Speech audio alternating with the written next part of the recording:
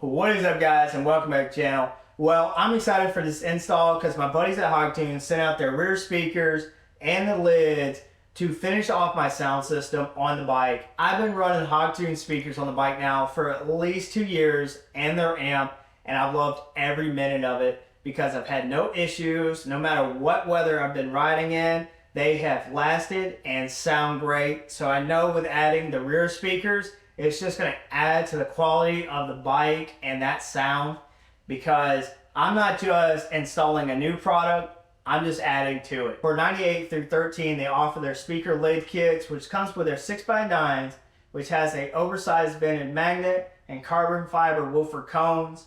Now for the lids, you will have to get them painted because they come in a black primer.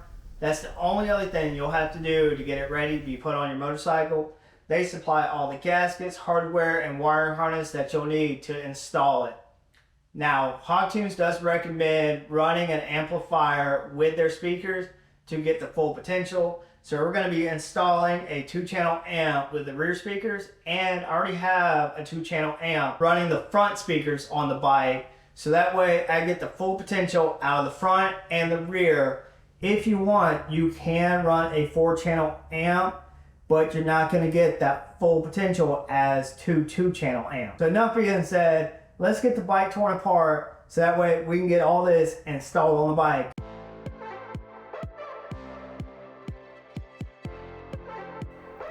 Now I have the bike up on a jack, you don't have to do this, but I also have a towel over the front fender. When I remove the outer fairing, it doesn't scratch the front fender.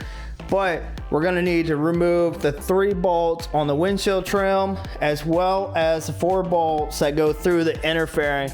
One being right here, the other up in there on both sides of the inner fairing.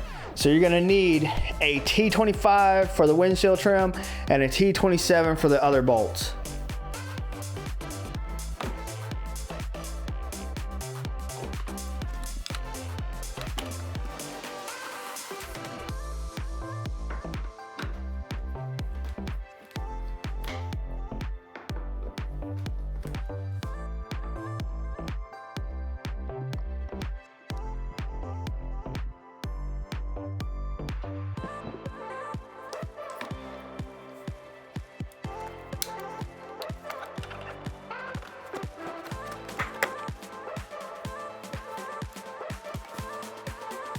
Now all you might have to do is disconnect your headlight. I had a few more connections I had to disconnect, but now we can get the seat off and the tank. Now there's 2 screws. Now there's 2 bolts up under the seat that we have to remove, and then 2 bolts on either side of the tank. But before we even take this off, we need to disconnect the fuel line and the fuel pump.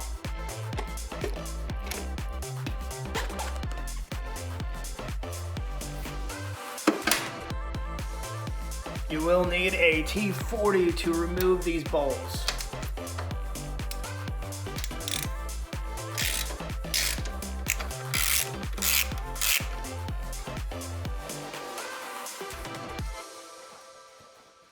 Lastly is getting the old lids off, and you're going to need a T15 to do this.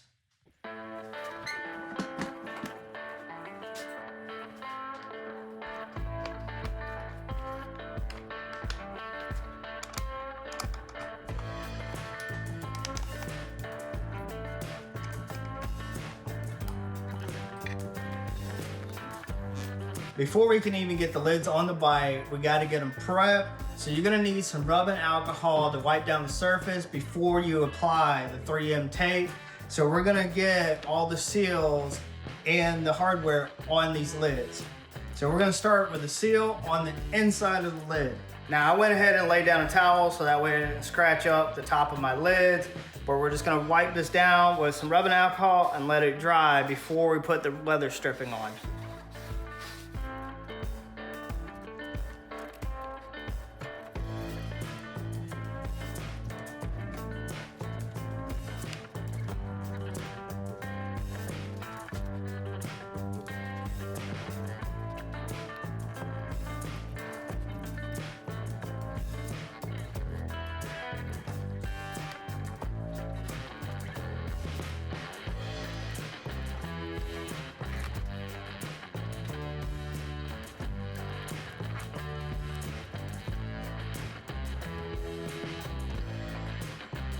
But you want to make sure you take your time so that way you get a proper seal, because you do not want your bags leaking.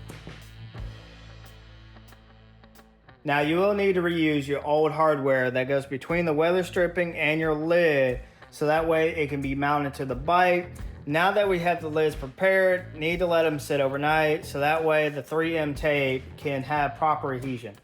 Now I went ahead and taped off the area that I'm going to be drilling. Now it doesn't have to be precise, but just in this general area, and the back side of my bags are probably going to look completely different than yours, since I have a lot more lighting on my saddlebags. But go ahead and tape off the area so that way you don't scratch up the rest of the paint on the inside of your bag.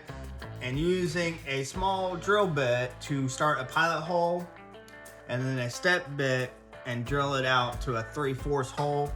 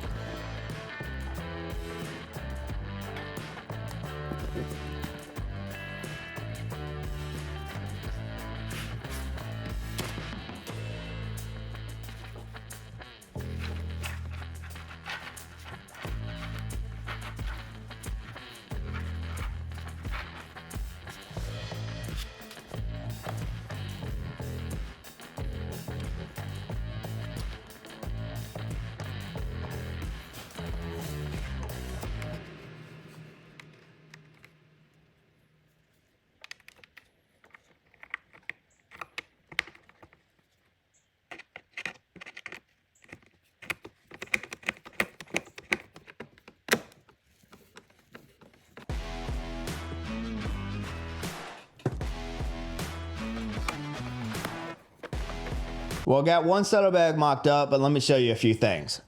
You want plenty of wire running inside the saddlebag, especially loose up at the terminals, so that way when you're opening and closing your saddlebags, it doesn't pull the terminals off. But with running a saddlebag liner, it's going to be easier for me to hide it and secure it.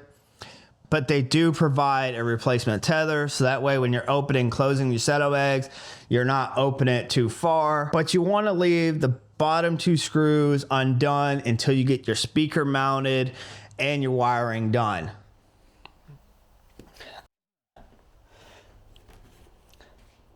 For the speaker gasket, you want to find the ones that say 98 through 13. You have a cutout on the inside on one and a cutout on the outside on the other side. The inside goes up toward the lid and it just sits and kind of forms to the speaker.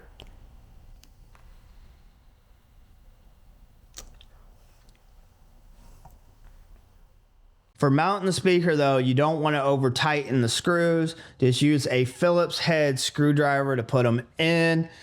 Now for the outside wiring, we will secure it to the saddlebag, but we got to get the wiring on the bike first, so that way we know where exactly we want to secure this wiring.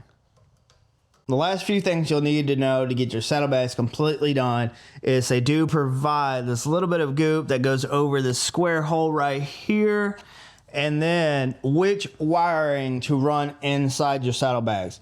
They have it marked for brake and clutch side, so it's real easy to tell which one you need to run, as well as which terminals hook up to which on the speaker. And they have a smaller size and a larger size, so it's real easy to tell which connection it needs to go on.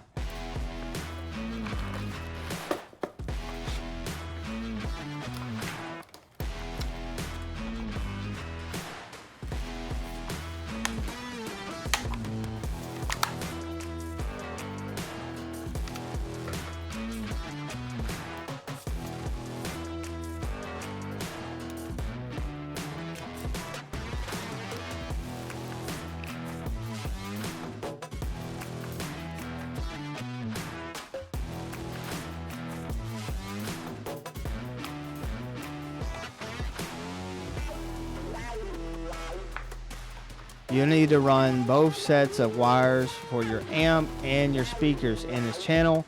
Both connectors are pretty unique, so that way you can't mess it up. That way you know which way to run the wires.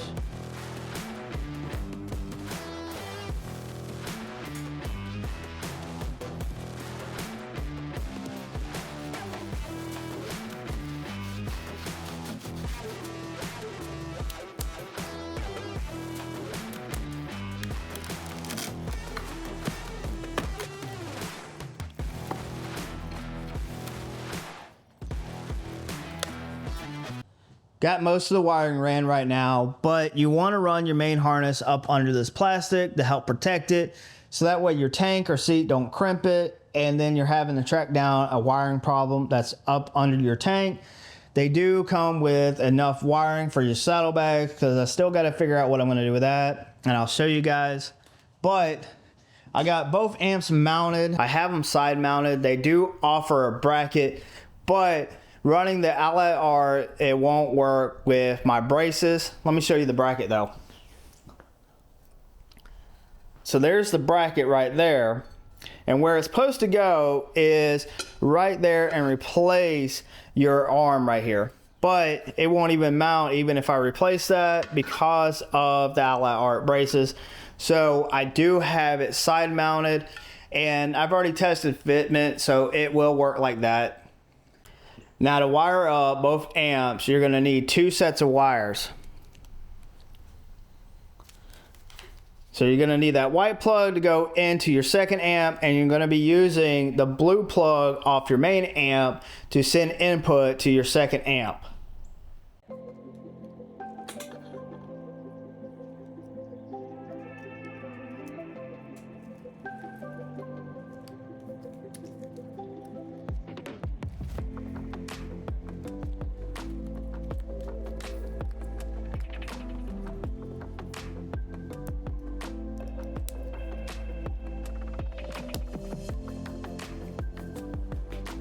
Your 4-pin speaker connectors will plug into the wires coming out of the back of the amp for the output.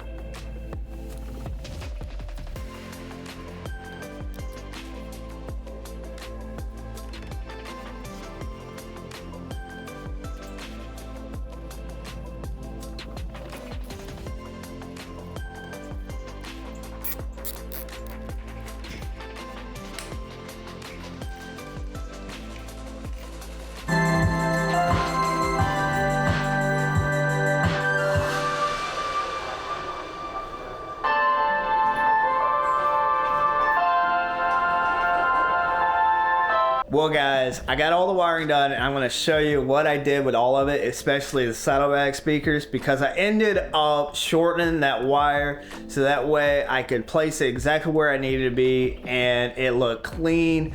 But really not a hard job, and I hope this helps you out with doing this install, especially if you want to upgrade your sound system and put saddlebag speakers on your bike, especially for a 98 through 13.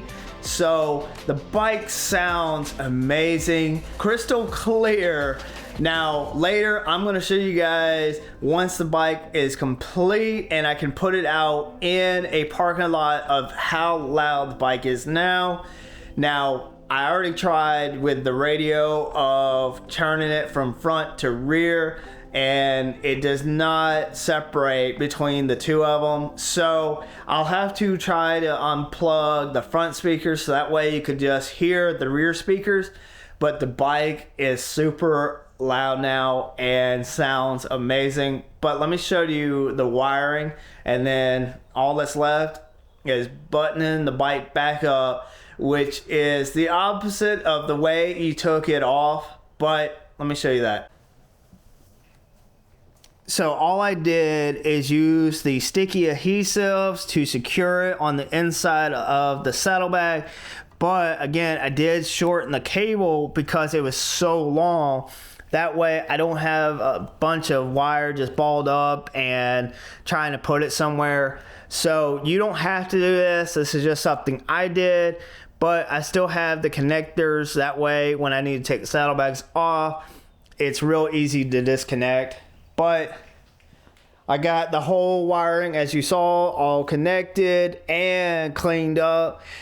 This is what's going to take probably a good bit of your time. It's just the wiring and figuring out where you want to run it. But it looks good. It's clean. Everything is in place. So again, all I have to do is just put on the sheet metal and it's ready to go.